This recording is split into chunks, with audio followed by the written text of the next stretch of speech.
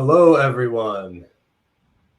Welcome to today's webinar on upleveling your preventive maintenance programs and some great UpKeep updates.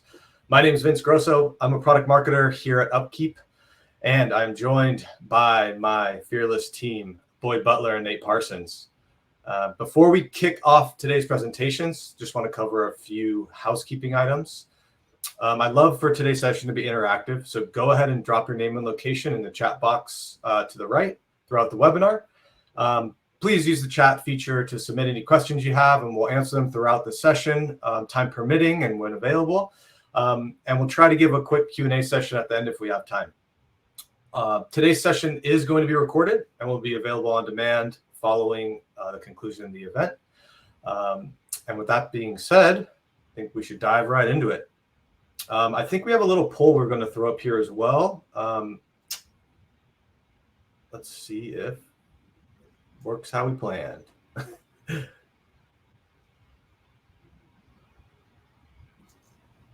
Yep, the poll will go up in about 1 minute, Vince. Okay. We're just starting it here. No problem.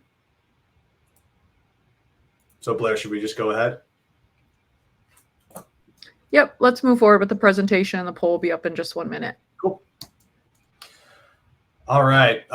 Like I said, my name's Vince. I'm on the product marketing team here at UpKeep. I'll be kind of kicking our presentation off and wrapping things up at the end with a little bit of information about preventive maintenance and some cool things we've been releasing. Then Boyd Butler, our director of product management, is going to present a little bit about some great updates and our feedback forum. But the meat of today's presentation will be spent with our expert in residence, product manager, Nate Parsons, who's going to dive into UpKeep and really talk us through some preventive maintenance best practices and capabilities and some new things we built out in that. Like I mentioned, please use the chat function. Let's keep this interactive. Give yourself a shout out. If you see somebody in there who you know, say hi. We love some collaboration. We'll be keeping an eye on chat for questions and feedback as we go through the presentation. So to kick things off, just wanted to share some of the recent releases that we've come out with and new feature updates in UpKeep. You can see there's a lot here. We post pretty detailed notes and information on all of these things at help.onupkeep.com. You can access our release notes there and then dig into all of these things. But you can see today we're going to hone in on the preventive maintenance aspect of the product. Like I mentioned, we'll be jumping in with Nate and showing you a lot of these things. If you have questions on any of these new feature updates or releases, please let us know in chat or reach out to us on the many different channels through upkeep.com. And let's get into it. So we have a lot of people here today. I think the last number we checked was close to 1,000. We may have gotten over that number here in the last 10 minutes or so. So I wanted to start with some very, very basic level setting on preventive maintenance before we jump into the product and some great things from Nate. So what is preventive maintenance? Preventive maintenance is a type of proactive maintenance that, oh, and sorry, I'm getting a little chatter here. All right, I apologize. Preventive maintenance is proactive monitoring and maintenance of assets. So that can include adjustments, cleaning, lubrication, repairs, parts replacements. We work with a lot of different industries, and there are a lot of different ways our customers and users take advantage of preventive maintenance in UpKeep. A lot of times, PM can reduce downtime, keep surprise repairs at bay, and if performed in a timely manner and in a well-documented way, really drive your asset operations forward. So I wanted to give a couple really basic examples of preventive maintenance for those that may be new to preventive maintenance itself. So when we start talking about the basics, these are really the two groups we typically touch. Calendar or time-based maintenance, probably the most common type of PM, and really is the best place to start if you're new to preventive maintenance. Preventive maintenance, not preventative maintenance. If you're new to these types of programs, great place to start. We also have some great resources on upkeep.com that help you walk through some good ways to start thinking about these types of programs and start planning them for your own business. So these calendar-based maintenance activities, are ways to look at proactive types of maintenance based on time. So you can use specific time intervals such as monthly, annual, regardless of actual person to asset interaction. The other one is usage-based maintenance. So this is when we look at perhaps meters within Upkeep, and when maybe you have a tech that walks your shop floor every morning and puts in a meter reading from particular assets or machinery, and we can set particular maintenance intervals based on those readings. That can be a lot of different things. That could be time or cycles, or if you're working with equipment that moves kilometers or miles traveled. So this is a trigger type of PM. And so again, at its very, very basic form, just wanted to touch on these two areas. Now, when do I want to use preventive maintenance? I'm not going to read through all of the nitty-gritty detail here, but when we talk about PMs with a lot of our clients, this is a pretty easy way to break down and maybe print out and put up on your cubicle wall the different sort of areas around when to use PMs. I want to point to that one on top, critical equipment. This is when we end up talking a lot about criticality and probably benefits the most from a PM program. So when we think about our production processes or our assets as a whole, which are the most critical, which matter most to us, which could bring down an entire production line. Those things benefit the most from preventive maintenance because we can be proactive and stay ahead of the maintenance schedules and possible downtime. So feel free after our webinar to dig into this slide, read a little bit more, and ask us some questions. So without further ado, I want to kick things over to Nate. Awesome. Hop into product. And Thanks, man. Yeah, absolutely. So again, thank you everybody for joining us today. We're happy to have you, and hopefully these are some new and exciting things for you. So really what I'm going to cover is going to be some preventive maintenance best practices. We want to share a few items with you about our product updates, some new features that have been released you may have seen in app now, and then really trying to get you over from that recurring work orders to our preventive maintenance section. So I'm going to go ahead and share my screen, and then we will just transition over from Vince. Vince, you can go ahead and stop sharing. All right, so I'm going to start off in a blank screen here, just so there's no confusion on what I'm creating. And really, one piece that I want to mention is there is a variety of updates that we've added to our help guides. So as most of you should know, if you go to your contact us and you go into the help files within the Upkeep help section, we're going to have a lot more detail about the specifics. Granted, this is only a webinar, so we can't cover all of the nitty gritty there, but a lot more details about how you can structure your PMs, what are some of those the conflicts that you might get, and what you should expect when you are actually setting up those PMs. So really any organization with that recurring work, you should be leveraging our preventive maintenance section. And that's going to be, it's going to have much more complicated and ability to have more specifics in how you are scheduling your work. And over the recurring work orders, where it's a little bit more limited and it's really just that ad hoc kind of way to get another work order quickly. Preventive maintenance is going to store a lot more of the information, that history, and allow you to dig in and do a bit more of analysis to understand why you're failing there.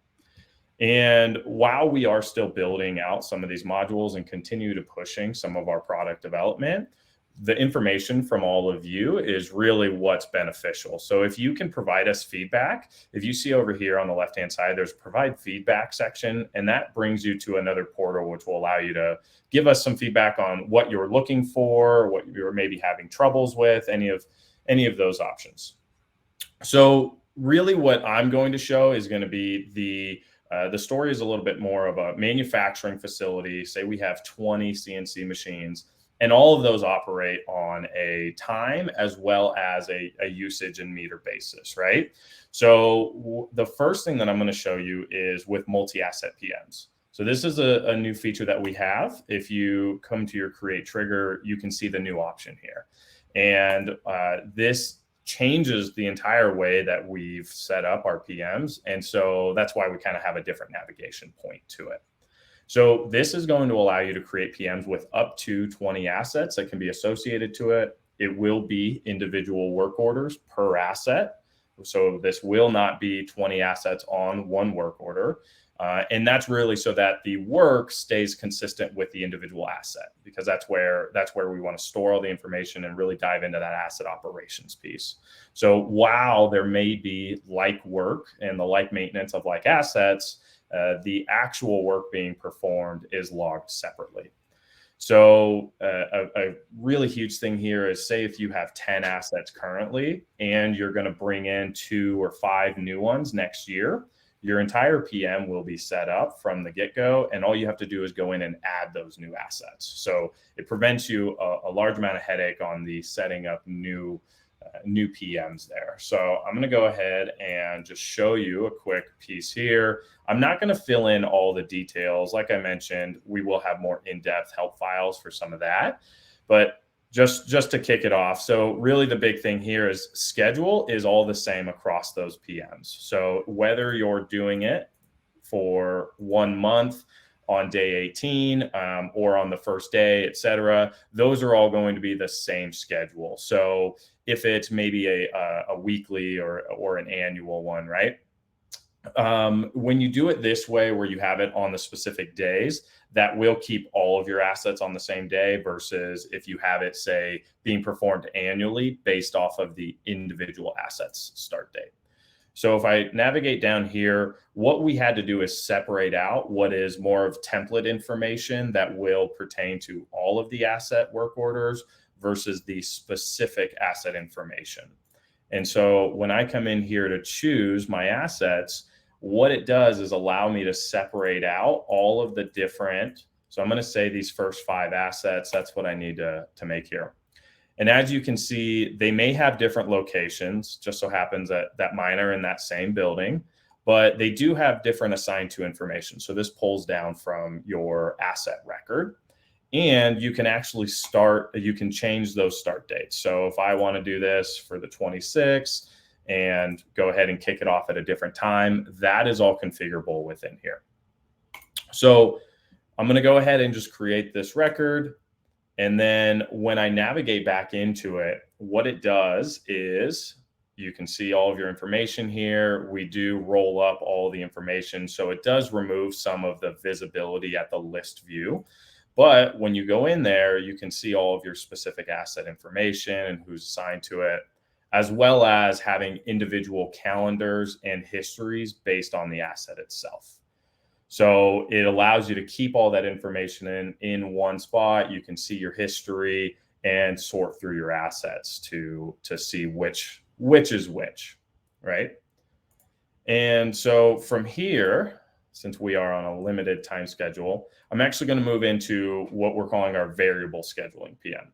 So as Vince mentioned, we do allow for the usage and the time-based here. One common use case for this is an oil change, right? Everybody can relate to that. Every 6 months or 6,000 miles. And essentially what happens for this is we will baseline the trigger from when whatever triggers that work order, right? So if I come in here and I establish that I want to do this every 6 months, oh, excuse me for typing here, and I want to do it maybe on the first day of the month that I do that, and then I will create it 1 month before. And let me actually assign an asset here. I'm just going to do it for, this only does pertain to the individual PMs as well. So this is, as our multi-asset is in a beta stage, some of the functionality that we have, we're going to bring back in and allow us to see it for just this option. So I'm going to go in here and say that for CNC machine 1, I'm going to do it every six months, but I'm also going to put it after 100 operating hours. Now, a point of mention here, meters that pull up within this modal are only going to be either assigned to the asset or not assigned to anything at all. That's a really important fact there. The big purpose for that is we don't want you to be able to create a PM associated to asset 1 and then have a meter that's associated to asset 2. So really critical there. So we've built in the restrictions and made that applicable. So when we come in here and we now have this PM, it's set up for every 6 months or 100 operating hours. What this is going to do is if I run for 6-month period and I never hit 100 hours, say I only hit 90 hours, then it will only trigger your time-based. And if I trigger that after month 6, and then within that month, maybe I run over 100 hours, then at month 7, you'll get another triggered work order because you've now exceeded that usage level, right? So a really cool thing here is you can do either time and have all of our current time based on completion or repeat regularly just within that calendar view. Or you can do just a usage trigger for this PM as well. So if you want to use it in a little bit more of a reactionary way, where it is, where if it maybe exceeds a certain limit, or if you want to use it in your typical usage preventive maintenance, it can be done on both sides here. So while we are really trying to target that point of it's going to be either one or the other, it will allow a little bit of flexibility there. So setting up your PMs in this way will allow you to not use the meter triggered work orders now. So if you're also managing a PM that's occurring on a monthly schedule or whatever time schedule, as well as a meter triggered work order, that will now roll up into the 1. So I'm going to go ahead and kick this off, and I'll just create. Hey, Nate, while you're doing that, there's a couple questions that came up. Oh, yeah, sure. If I could throw one in there. Is there a limit on the number of assets you can associate with a PM? With a PM, currently we have it capped at 20. We did this for our beta rollout, but we will quickly be expanding that to upwards of 100. So while the goal is for like assets with like maintenance, really there's no restrictions on what assets you can add to it other than the current limit for that, but it will be using all the same information. So more general tasks, if you have a checklist, which is maybe for a general inspection or something like an inventory check or something of that nature, then you could have it apply to a large quantity of assets in that way.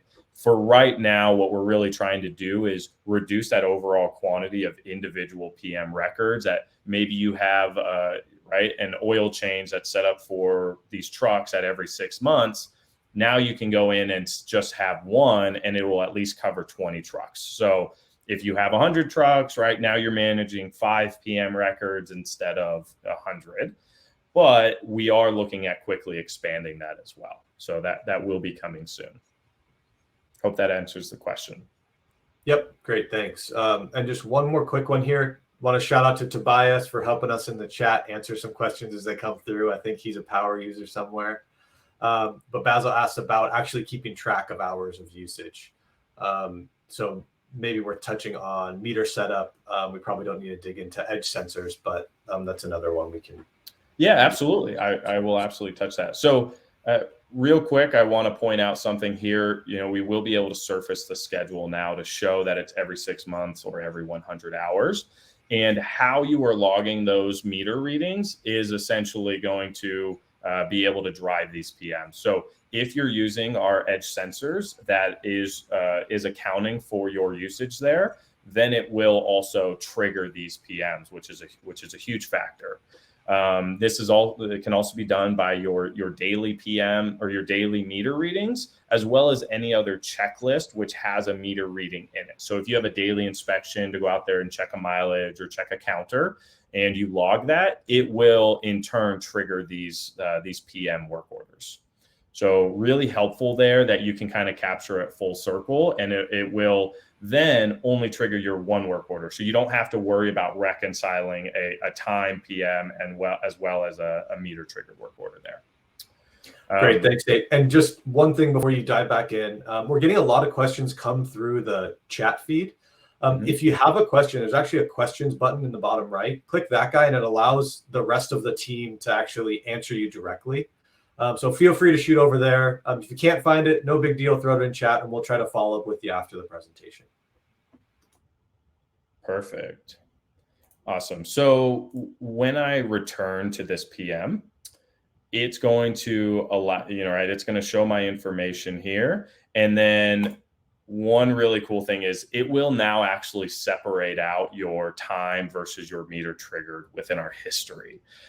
So this is really going to help you with understanding a bit more and getting into that reliable nature, where if you have a PM that is set for every 6 months, but you consistently surpass your usage limits, that's going to be able to be surfaced within your history here. And it's going to show you the specific trigger levels or, those meter trigger points. And then you might want to tweak it a bit so that you're not necessarily running past your usage or to a point of failure. Just depends on how your organization sets that up. So it's really kind of interesting thing there. Another detail that we did add is we will allow you to associate a non-asset meter trigger so that you could potentially have some sort of time basis that will apply to a variety, right? So the same point I mentioned about our multi-asset PMs, where we have assets, you can associate any type of assets that you want that general task to be done.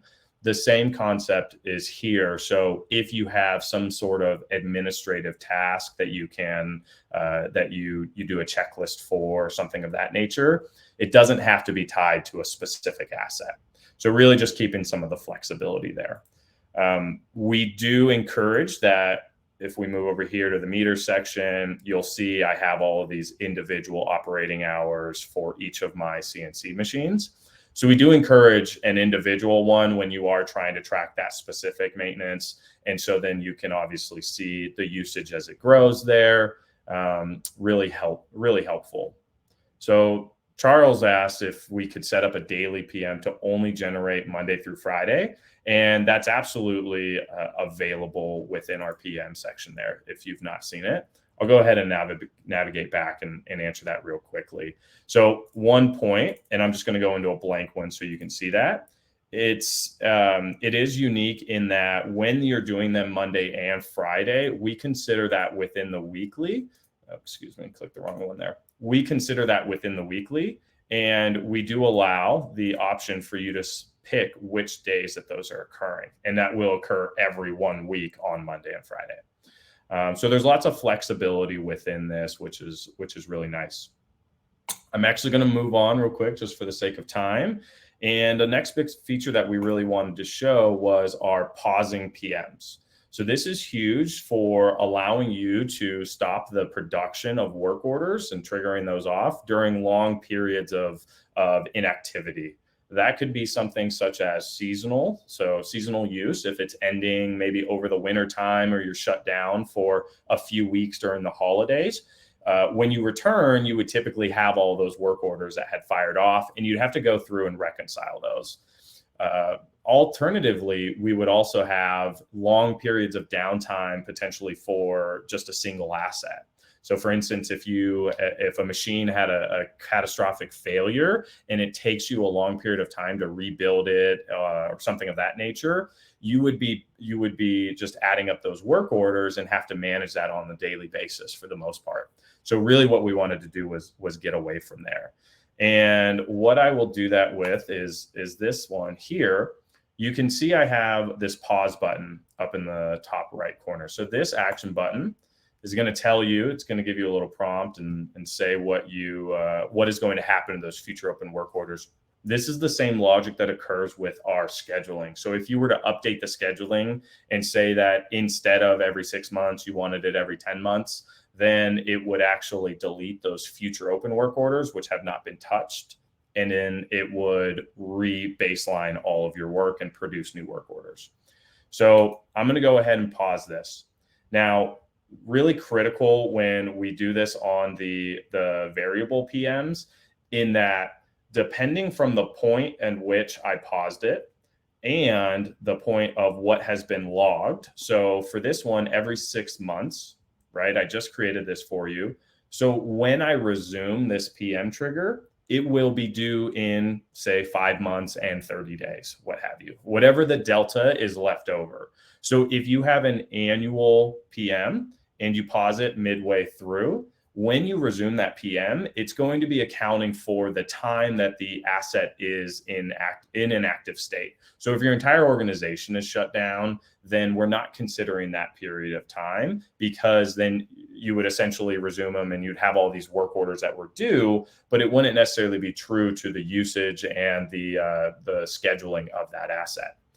Alternatively, with the usage, it's the same thing. If it was operating for 50 hours out of the 100, then it would base off of your last meter reading when you resume it, and you would have that delta remaining. So you would say that in 50 hours, this work order would be due, or a work order would be triggered off to be due. Real quick, it looks like I had a question come in there from Juan. Help trigger the meter usage while updating the daily checklist. We absolutely, if you can incorporate a checklist item, a task, which has a meter reading, then it will be able to schedule and send fire off those PMs. So that is absolutely one of the best ways that you can consistently log your usage and consistently maintain that meter trigger updating, or those meter readings there. And then it will, if you correctly do that and you schedule your usage, it will fire off those work orders, and you won't even have to necessarily worry about the time. And also, you don't even have to use the time. You can go in and just have these PMs set up by the usage here. So that is what's occurring within your resuming your PM triggers. As I was just mentioning, when I come in here, I will resume these, and it will actually create me those new work orders. I had an error there. I don't think that was an issue, but it did resume that. So I will look at that. Sorry for that. And the essentially, when it's baselining those hours and the time for your schedule, you're just going to be left with what's remaining on that point. One mention is that if it is a based on completion trigger, for right now, we will only allow it to immediately create the work order. However, in the future, we are creating a creation cadence for this. So Boyd will talk a bit more about that one. And that pretty much concludes what I'm going to show in app. Boyd, I'm going to pass it back over to you now. All right, let me grab the screen share.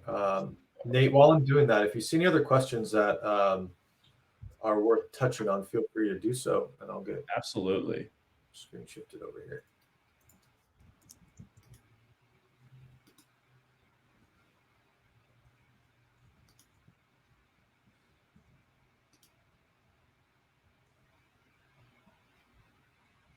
All right. Thanks, Nate. Thanks, Vince. Nate, before I jump in, excuse me, anything else that you want to touch on quickly here? I think that's good. Okay. Let's go ahead on to you. All right. Thanks, guys. And thanks, everyone, for attending today. I've got a handful of things to get through here. The first of all is to give you a little bit of additional insight into some new features that came out in our October release. Obviously, the focus of today was around preventive maintenance, but I'll highlight a couple other things there. We'll also take a look at some functionality that's coming soon from UpKeep.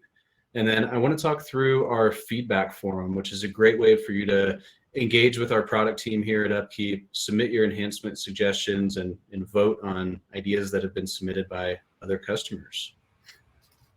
So Vince, if you could go forward one, please.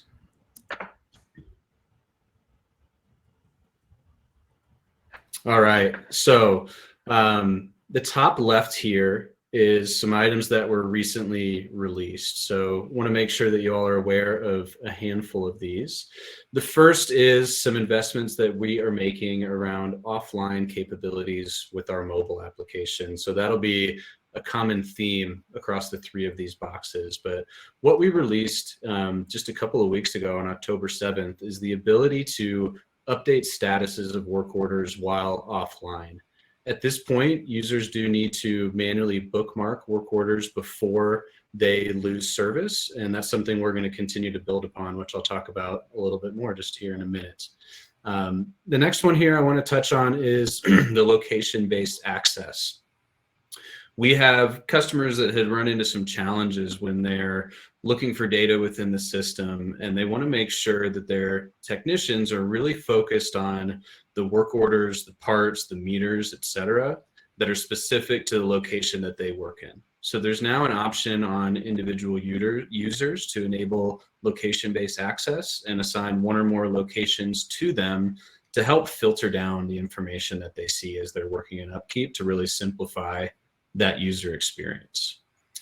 The last item here to touch on is the automated workflows for asset status. We've really expanded our automated workflow capabilities that are available in the Business Plus plan with UpKeep. And you can now trigger an asset status based on a number of criteria across both requests and work orders.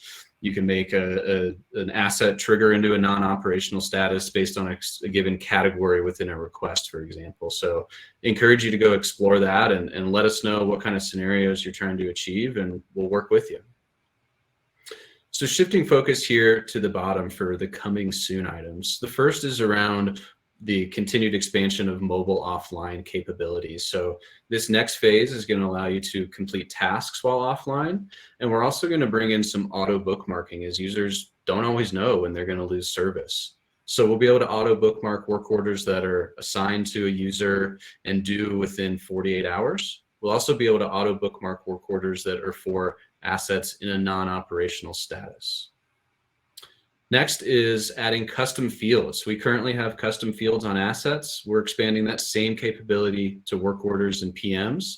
And there will be some configuration options for whether that field should be completed during the creation of the work order or during the completion of it by the technician. User deactivation. We often see customers that have workers leave the business and maybe come back at a later date. We don't want you to delete those users, because then you lose the history of the work that they've performed. And we have some workarounds in place right now, but really what we want to be able to do is manage proper deactivation of users, retain their work history, and if needed, reactivate them at a later date. The last couple items here are related to what we refer to as passive data at UpKeep. So active data is the information that's being entered into the system by your admins, your planners, and your technicians on a day-to-day basis.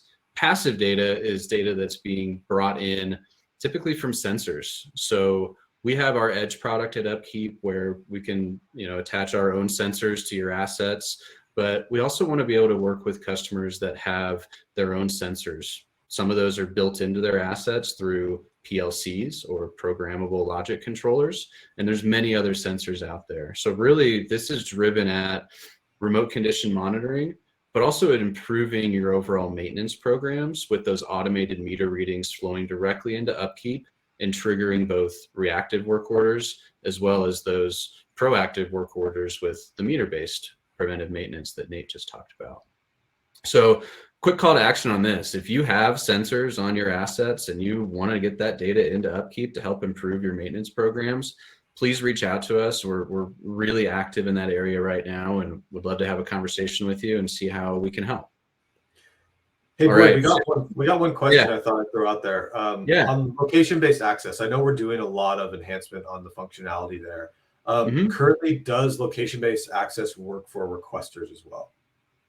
For requesters, it does. We need to do some enhancements around the notifications for location-based access. So yeah, let's get connected and chat through the current functionality and where we're going to continue to head there.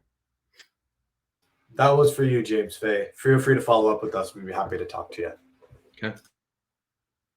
All right. Shifting to the top right here, a couple things to note for future. So you'll see a lot of improvements from us over the next 6 to 9 months around the parts and inventory portion of the app. One of the big projects we're looking to take on in the first part of next year is the ability to store a single part record across multiple locations and with multiple price points. So we want to really consolidate that to have a single part record with as much detail as is necessary for your tracking purposes. Again, mobile offline, here it is again. We're going to keep expanding on that. So by some point in the early half of next year, users will also be able to create requests and work orders while offline on their mobile device. So continuing to invest into that critical area for our customers. I think the last two that I'll touch on here, we want to give more flexibility into the statuses of work orders. So initially, we are going to be creating additional sub statuses for, additional on hold statuses to give more visibility there. We'll also be looking to allow customers to create custom statuses. And the last one here is contractors for work orders. We know that many of our customers are leveraging external technicians for at least a portion of their work order execution. We'd love to help streamline that process for you and reduce some of that redundant data entry.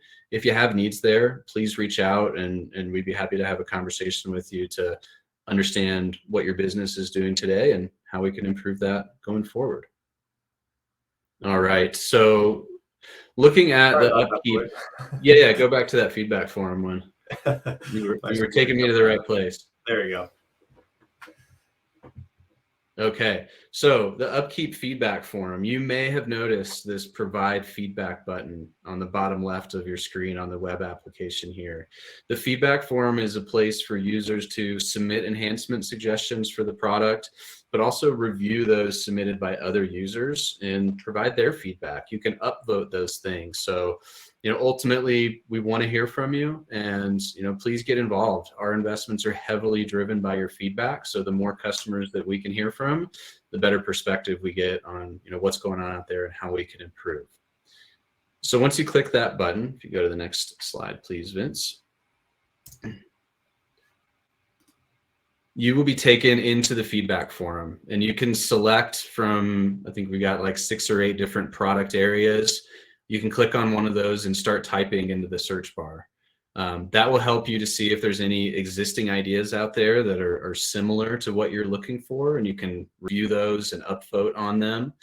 If you don't see something, go ahead and submit your own. And as you're submitting those, I think my biggest ask is the more detail, the better. Help us understand the current challenges your company is having.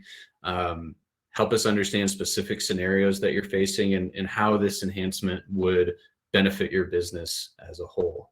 And just know that these submissions are reviewed regularly by the product team here at UpKeep, and we'll be in touch to gather information as needed so that we can get a really comprehensive understanding of what it is that you're looking for.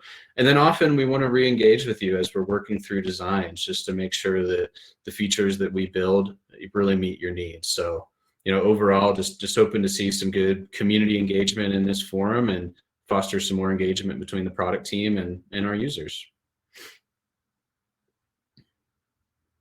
All right, Vince, back to you.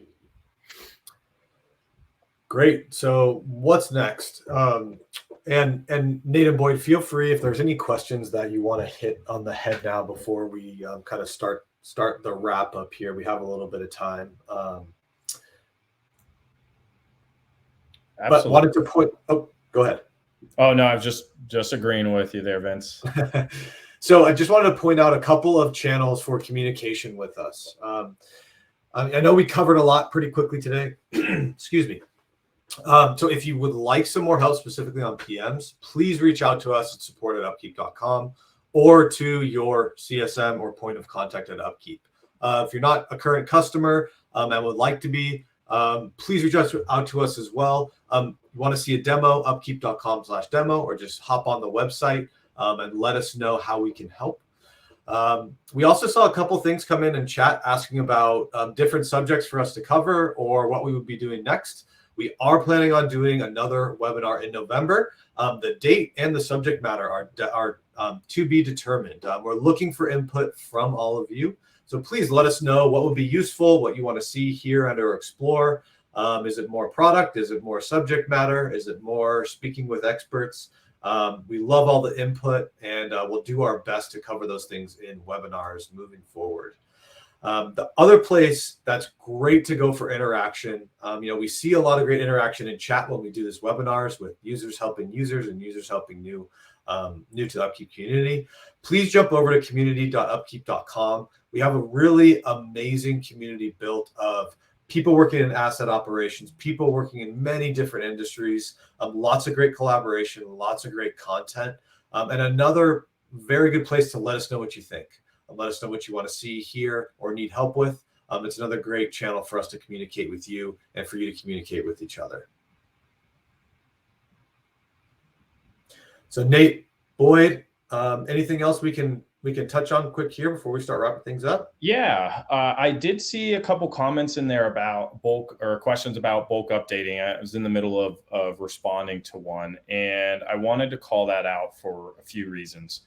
One, you can absolutely update your PM records with a variety of information within that import. So it is a complex process to do that, right? I would personally recommend, if you're doing a small number of things, you actually go into the record itself and change those using the UI.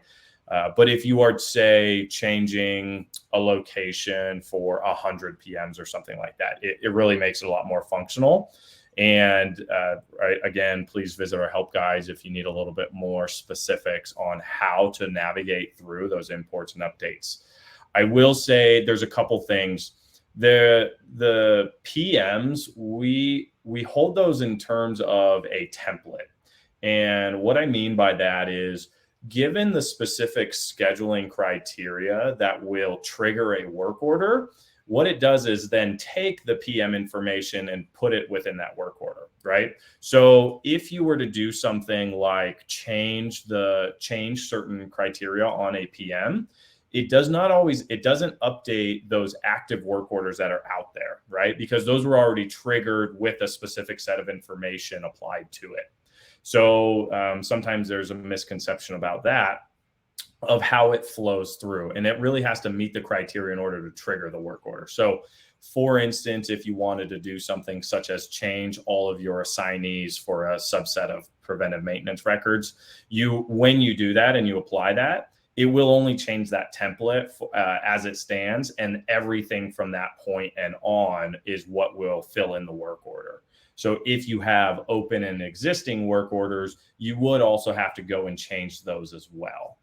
A point about the multi-asset PMs is, due to its complexity of having that multiple assets within the one PM record, it is not included within our PM import and updates. You can export all those records right now. So if you're doing some sort of other record keeping or analysis on that data, you can do that. But the creation and import updates, we don't enable just yet. So that's another function that is coming. I did want to mention one thing there, Nate, is I want to make sure something's clear that I saw in both the chat and questions.